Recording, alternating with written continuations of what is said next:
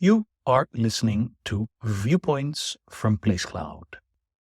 Cultural researchers tell stories of places from around the world. For the full multimedia experience and to support the creators you enjoy, visit placecloud.io. We are standing close to the former location of the Company of Upholders premises at Exeter Change on the Strand. Whilst the company had no official hall, they used various locations throughout the city. And we know from newspaper stories that funerary business was conducted at Exeter Change. In late December 1730, the Company of Upholders brought the body of Thomas Chaffin to Exeter Change, so that he could lie in state before a long road journey to Mere in Wiltshire for his burial. Chaffin had suffered an apoplectic fit whilst walking to dinner through Ludgate Street and died the following morning. We are told that at the time he was incapable of speech. After death, Chaffin's body was brought to Exeter Change by 7 men and eventually put into an expensive coffin. The dead man now wore a shroud, cap, and gloves. His head rested on a pillow.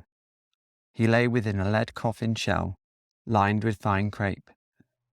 The lead would seal his body from the environment and preserve it for the long journey and the burial vault which lay ahead. The lead coffin was placed inside a double-lidded coffin made from elm that was decorated outside with cloth. Examples of coffins similarly covered have used black or red cloth. The outside of the coffin was also decorated with special nails and 8 best handles that had been silvered for additional sparkle. To identify the coffin for years to come, a plate of inscription was added to the top. Now these details would have been obscured from view at Exeter Change, as a large velvet pall was placed over the coffin. The ostentatious pall would accompany the coffin throughout the long journey back to Wiltshire, a procession which the Company of Upholders were fully responsible for. The hearse was pulled by 6 horses and accompanied by 2 mourning coaches and 5 horsemen in mourning costumes.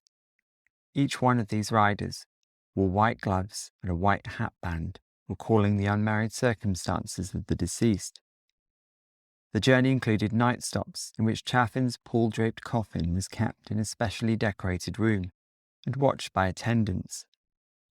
The room was lit by wax tapers, stood in 4 silver candlesticks, all transported by the organising party.